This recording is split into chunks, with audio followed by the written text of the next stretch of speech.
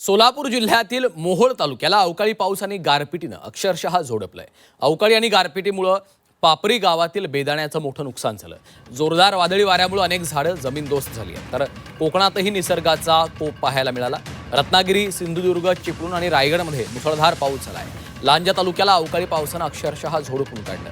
केवळ पाऊसच नाही तर विजांचा कडकडाट आणि गारांचा जोरदार पाऊस सुरू आहे. या अवकाळी पावसामुळे बळीराजा पुन्हा एकदा संकटात सापडला. सध्या आंबा आणि काजूचा हंगाम ऐन भरात असतानाच निसर्गानं घाला घातलाय. जोरदार गारांमुळे आंब्याचा मोहोर गळून पडला. तयार होत असलेल्या फळांचं देखील मोठं नुकसान झालेलं आहे. फार मोठी गारपीट झाली आणि त्यामध्ये आमचा एक 5 एकराचा प्लॉट आहे. हा साधारणतः आता ह्याला 4-4.5 महिने झालेत. आतापर्यंत साधारणतः एक 5.5-6 लाख रुपये खर्च झालाय साहेब याला. आणि अशा अवस्थेमध्ये आता हे आम्ही जे खर्च करतोय ते बाहेर कर्ज काढून हा सगळा खर्च केलेला आहे. अगदी 20 ते 25 दिवसामध्ये हे फळ निघून गेलं असतं आणि त्या शेतकऱ्याला आपल्या 4 पैसे मिळालं असतं. आज एवढं उन्हाळ्यात टेम्परेचर आहे साहेब.